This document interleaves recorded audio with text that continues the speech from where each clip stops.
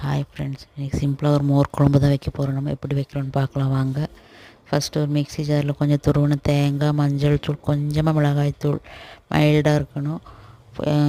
2 பல் பூண்டு, 2 பல் சின்ன வெங்காயம், கொஞ்சம் சோம்பு எல்லாம் மிக்சியில் போட்டு நல்லா நைஸாக அரைச்சி எடுத்துக்கோங்க.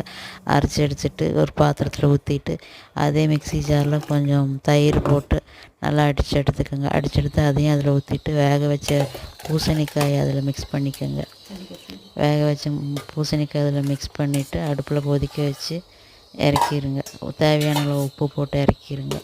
உப்பு போட்டு இறக்கிட்டு ஒரு பேன் அடுப்பில் வச்சு அதில் கொஞ்சம் தேங்காய் எண்ணெய் ஊற்றி அதில் கொஞ்சம் வெந்தயம், கடுகு, வரமிளகா, கொத்தமல்லி, கருவேப்பிலையை போட்டு நல்லா தாளித்து இந்த குழம்புல ஊற்றிட்டிங்கன்னா சூப்பரான மோர் குழம்பு ரெடி. உங்களுக்கு செஞ்சு சாப்பிட்டு பாருங்க, சூப்பராக இருக்கும்.